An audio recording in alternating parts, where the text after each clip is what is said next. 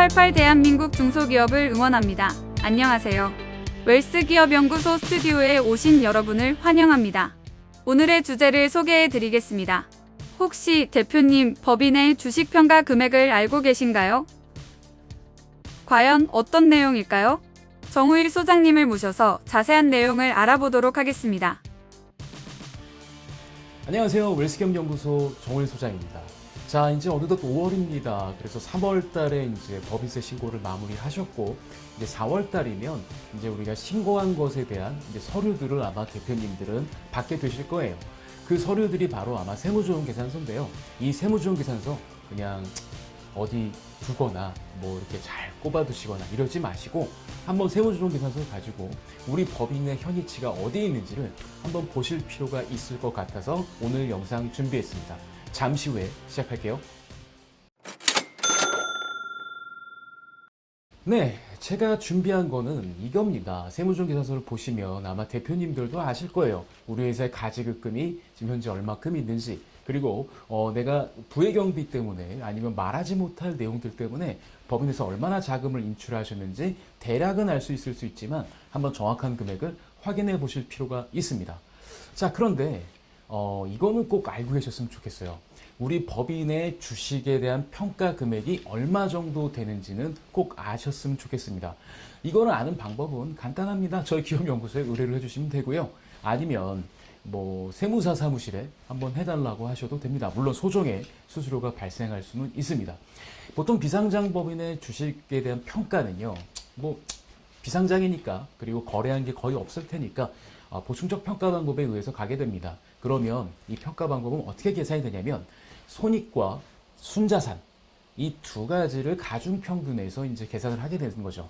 물론 손익은 직전 연도치만 반영하게 되면 이게 좀 왜곡이 있을 수 있으니까 직전 3개년치의 가중평균을 해서 뭐 바로 직전은 3배, 그 직전은 2배, 그리고 그 직전은 1배, 이런 가중치를 주고 평균을 내긴 합니다. 그러니까 직전 년의 평가가 가장 많이 반영된다고 볼 수가 있겠죠. 자, 그렇게 돼서 보통 우리가 주식 가격을 평가하게 되면 대표님께서 이러실 수도 있어요.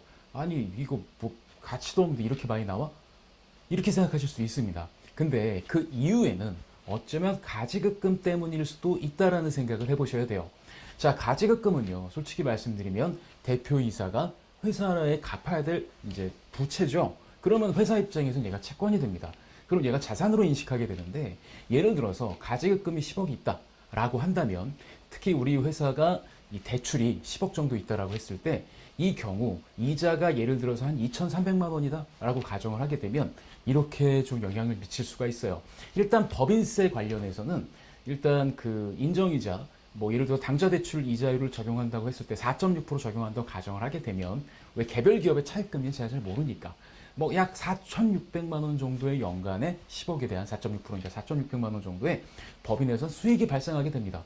그러면 야, 이거 네, 그냥 깔아서 가는 수익이죠. 그러니까 법인세도 증가할 거고, 그 다음에 부채가 있는 경우에, 대출이 있는 경우에는 사실 대출이자는 비용 처리가 되는데, 이 가지급금이 있게 된다면 이 대출을 받아서 이제 그 대표이사에게 되어 있다고 보기 때문에 얘는 업무무관으로 봐서 지급이자의 송금 불산입 세무 조정을 하게 됩니다. 이렇게 됐을 경우에는 2,300만 원 정도 이자가 발생한다고 하면 사실 얘가 네, 송금에 산입돼야 되는데 송금에 산입되지 않으니까 이로 인해서 법인세 증가가 있을 수밖에 없는 거죠.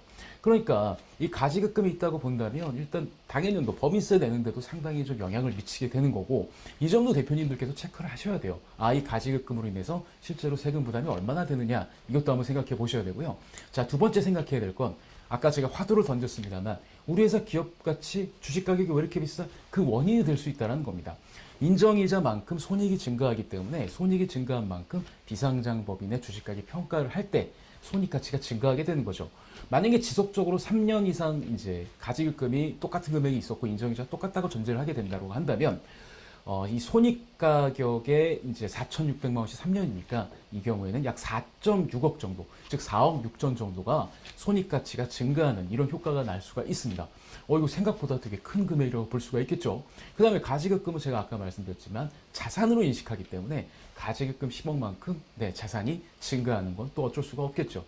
그러면 가지급금이 있다. 그럼 가지급금 금액이 적당한가? 뭐 이런 것들을 평가해보고, 그리고 이 가지급금을 언제쯤 처리하는 게 좋을까? 그리고 이 가지급금이 우리 회사에 얼마나 영향을 미치지? 이런 것들을 볼 때 일단 법인세 증가되는 내용도 확인하셔야겠지만, 이로 인해서 우리 기업의 주식 가격이 평가가 좀 과대평가됐다라고 생각하실 수도 있어요. 그러면 이거에 대해서 어떻게 해야 될지 저와 잠시 후에 좀 더 깊은 얘기를 나눠보도록 하겠습니다. 자, 그럼 깊게 한번 들어가 보겠습니다. 사실 가지급금이 있다면 많은 대표님들은 없애고 싶으실 수도 있고, 아, 이거 어떻게 하나 걱정일 수도 있는데, 실제로 가지급금은 솔직히 대표님들 아시겠지만 어쩔 수 없는 이유에서 생기는 경우가 많겠죠. 그리고 요즘엔 또 다를 수가 있어요. 요즘에는 아무래도 기업엔 돈이 있는데 뭐 개인적으로 돈이 없다. 그럼 자금을 좀 은행에서 대출을 받아야 되는데 요즘 은행 대출 금리가 좀 비싸지 않습니까? 그럼 차라리 여기서 내가 돈을 기업에서 회사에서 돈을 빌리는 게 낫겠다. 뭐 이렇게 생각하실 수도 있지만 일반적으로 가지급금이나 대여금이 생기는 이유는 사실은 말하지 못하는 데 쓰여지기 때문이겠죠. 뭐 리베이트라든가 여러 가지 이유. 자, 그러면 이 가지급금 같은 경우 왜 관리가 중요하냐면요. 사실은 가지급금은 어느 시점에 크게 문제가 되냐면 대표이사와 회사가 이제 이별하는 순간에 크게 문제가 됩니다. 특히 대표이사와 법인과의 특수관계가 종료되는 시점에서는 아무래도 이런 문제가 생길 수가 있어요. 대표이사의 대여금, 즉 가지급금을 원금하고 이자를 합쳐서 한꺼번에 대표이사의 상여로 처리해 버릴 수도 있습니다. 만약에 그렇게 된다고 한다면 현행 세법의 이제 소득세 한계세율을 보게 되면 최대 10억 초과분에 대해서 45%고 얘를 지방세까지 하게 되면 49.5%죠. 근데 얘가 이제 상여로 처분하게 되니까 문제가 뭐가 생기냐면, 자, 생각해 보십시오. 얘가 다른 소득도 있을 거 아니에요. 여태까지 1년 동안 뭐 1월 달에 딱 깔끔하게 뭐 정리가 됐다 그럼 다행이지만 뭐 11월이나 10월쯤 가게 되면 기존에 있었던 소득과 합산이 되는 부분이 있기 때문에 야, 이건 정말 쉽지 않죠. 그러면 훌쩍 반 이상의 돈이 이렇게 처분받을 수도 있다라는 겁니다. 그러면 가지금 10억 있으면 이거를 처리하는 데 있어서 4억에서 5억 정도는 세금을 낼 수도 있겠구나 라는 생각을 할 수도 있는 거죠. 그러니까 이 가지금 언젠가 정리해야 되는데 그 언젠가가 대표이사를 그만둘 때, 즉 법인과 완전히 이별할 때, 그때까지는 해결을 하셔야 된다는 거고요. 그 다음에 실제로 가지급금이 있다고 하시면 좀 오해를 하시는 부분이 있는데 저 있으면 안 돼. 저거는 절대 없어야 되는 거야.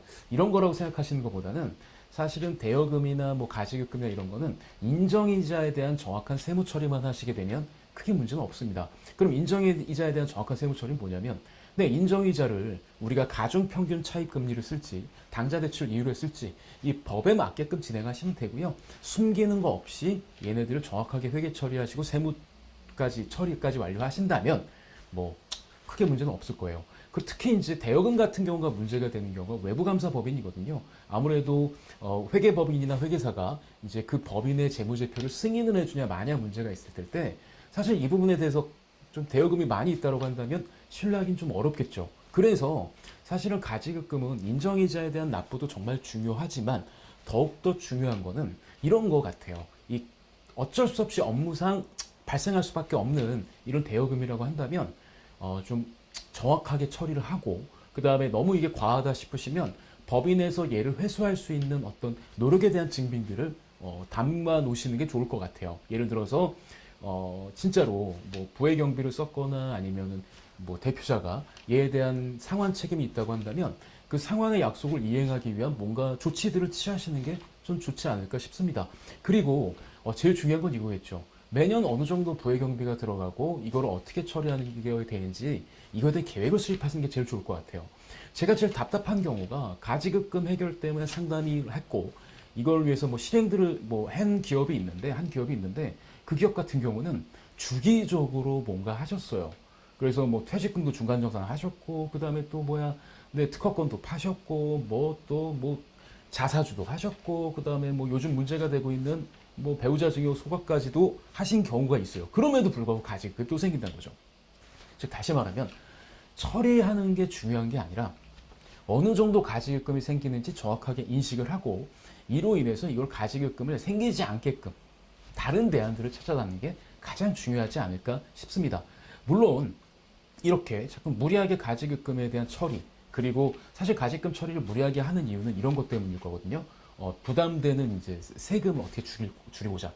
근데 이게 너무 과하게 되게 되면 아무래도 세무당국의 조사를 부를 수밖에 없다는 것도 꼭 알아두셨으면 좋겠어요. 그러니까 냉정하게 따지면요. 1년에 1억 정도 가실금이 생기다고 했을 때 얘를 5년 뒤에 처리하게 되면 5억에 대해서 한꺼번에 처리가 되는 거거든요. 그럼 당연히 우리나라 누진세고 좋기 때문에 5억이면은 예, 그냥 그것만 놓고 봤을 때 소득세 한계세율이 40%대입니다. 근데 만약에 1억씩 생기는 부의경비, 가지급금을 그 해년도에 처리를 해버렸다고 한다면 실제로 여기 한계세율은 그거보단 작겠죠. 그러니까 어떤 방법으로 처리하는 게 좋을지 묵혀놔서 모은 다음에 처리하려면 정말 어려운 것이고 그 해년도에 그래도 발생하는 것들을 최소한 줄일 수 있는 작업들, 즉 다시 말하면 가지급금에 대한 명확한 관리, 원인에 대한 분석, 그 다음에 이걸 해결할 수 있는 시스템적인 변화들이 제일 중요하지 않을까 싶습니다. 저희 웰스기업연구소에서는 이 가지급금이 생길 수밖에 없는 이런 영업적인 좀 어떤 환경을 갖고 계신 대표님들을 위해 언제든지 저희가 지원해드리고 있으니까 전화만 주십시오. 언제든지 저희가 해결해드리도록 하겠습니다. 좋아요, 구독, 알림은 저희가 콘텐츠를 만드는데 많은 도움이 됩니다.